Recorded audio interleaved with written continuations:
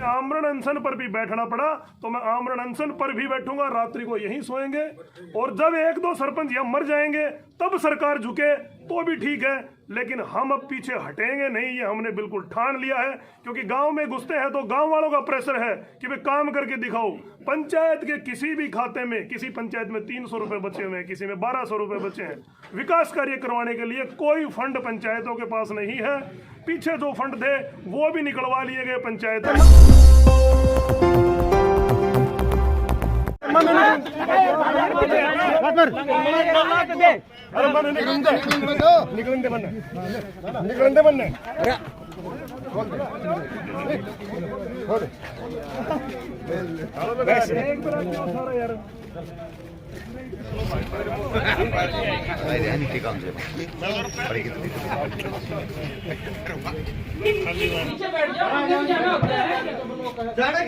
क्यों अंदर जाएंगे आप? फालतू की वो मत करो। अंदर मैडम क्या करेगा?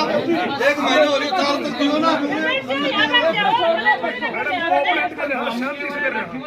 तो कह रही हूँ रास्ता छोड़ दो, पब्लिक को बताने देना, हमारे लिए रास्ता छोड़ दो।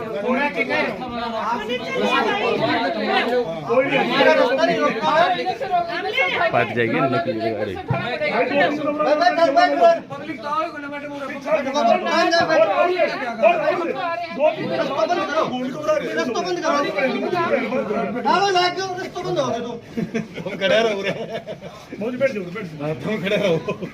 राजा भाई पीछे घूम के तो महाराज भी माने रोज दौड़ना है।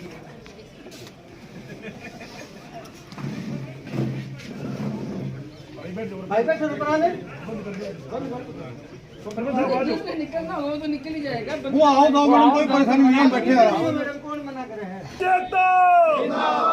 खट्टर तेरी कबर खुदेगी, आज नहीं तो कल खुदेगी। खट्टर तेरी कबर खुदेगी, आज नहीं तो कल खुदेगी। खट्टर तेरी कबर खुदेगी, आज नहीं तो कल खुदेगी। ई टेंडरिंग वापिस लो, वापिस लो, वापिस लो, ई टेंडरिंग वापिस लो, वापिस लो, वापिस लो, राइट टू रिकॉल वापिस लो, वापिस लो, वापिस लो, राइट टू रिकॉल वापिस लो, वापिस लो, वापिस लो, हमारी मांगे पूरी करो, पूरी करो, पूरी करो।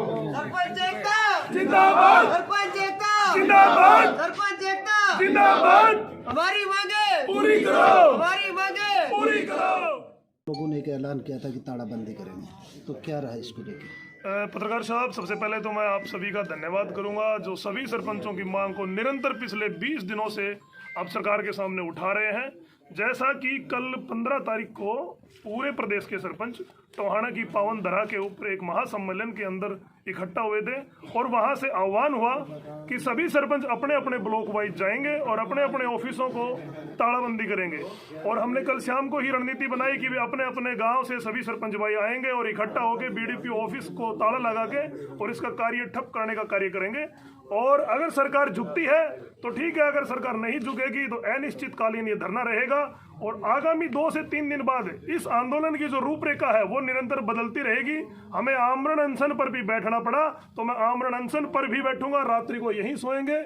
और जब एक दो सरपंच यहाँ मर जाएंगे तब सरकार झुके तो भी ठीक है, लेकिन हम अब पीछे हटेंगे नहीं, ये हमने बिल्कुल ठान लिया है।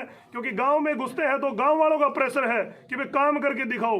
पंचायत के किसी भी खाते में, किसी पंचायत में 300 रुपए बचे हुए हैं, किसी में 1200 रुपए बचे हैं। विकास कार्य करवाने के लिए कोई फंड पंचायतों के पास नहीं है। पीछे जो फंड थे वो भी निकलवा लिए गए पंचायतों से। इसलिए हम बड़े बेसहारा और परेशान होकर पिछले काफी दिनों से बार बार सरकार को चेतावनी दे रहे हैं कि हमारी मांग है उसको पूरी करें। एचआरडीएफ का जो पैसा है वो पंचायतों के खाते में डालने का कार्य करें ताकि गाँव के जो विकास कार्य हैं वो सुचारू रूप से चल सके। सर प्रशासन बार बार रोक रहा है, डीएसपी साहब भी आए हैं, लेकिन हमने ठान लिया है प्रशासन के सामने कि भाई ताला बंद करके जाएंगे, चाहे रात को करना पड़े चाहे सुबह करना पड़े, लेकिन आज तालाबंदी करके जाएंगे। ताला बंद है, हमने काम बंद कर रखा है। हम सारे बंदों के साथ। तो जिस तरह से आपने कहा कि अनशन शुरू करेंगे, तो वो कब तक शुरू करने की उम्मीद है आपकी? आज से ही अनशन स्टार्ट हो गया है और आमरण अनशन अगर 2-3 दिन में सरकार का रवैया ठीक रहता है तो देखते हैं, अगर नहीं रहा तो 3 दिन बाद मैं खुद की घोषणा कर रहा हूं, मैं आमरण अनशन के ऊपर बैठूंगा, रात दिन यहीं सोऊंगा, यहीं रहूंगा। जिस तरह से आज आप लोगों ने विरोध किया है, किस मुद्दे को लेकर विरोध है?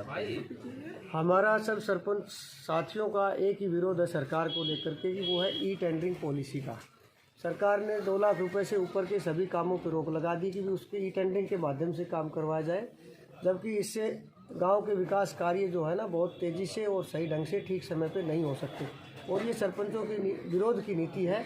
हमारी सरकार से पुरजोर मांग है कि भाई तुरंत प्रभाव से इस पॉलिसी को जो है ना वापस करे, इस टेंडर सिस्टम की प्रथा को ख़त्म करे और सरपंचों के अधिकार क्षेत्र को बढ़ाए, ताकि गांव में अच्छे विकास कार्य करवाए जा सके। और सरपंच एक जनप्रतिनिधि का रूप है, एक इलेक्टेड बॉडी है, तो सरकार को नहीं चाहिए कि भाई सरपंचों के साथ ये उलझने का काम करे और हमें कार्य करने में बाधा डाले, हमारे विकास के कार्यों में रोड़ा अटके, गांव के कार्यों को ठप करे।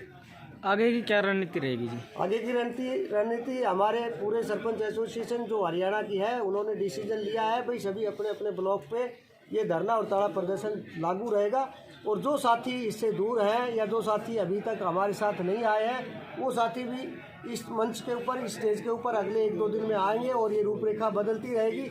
जिस भी तरह से दिशा निर्देश हमें सरपंच एसोसिएशन से प्राप्त होंगे, जो दिशा निर्देश हम अपने ब्लॉक के लेवल पे चलाएंगे, वो सब मिल करके उसी दिशा निर्देश को लेकर के हम रूपरेखा तैयार करके चलते रहेंगे। अगर यहाँ रात को भी बैठना है, दिन में भी बैठना है, तालाबंदी भी करनी है, तो हम उनके लिए तैयार हैं। और अगर गिरफ्तारियाँ देनी पड़ी तो बाद में अल्टरनेट नहीं है तो हम बंद भी करेंगे, गिरफ्तारियाँ भी देंगे, लेकिन अपने हक को लेकर रहेंगे।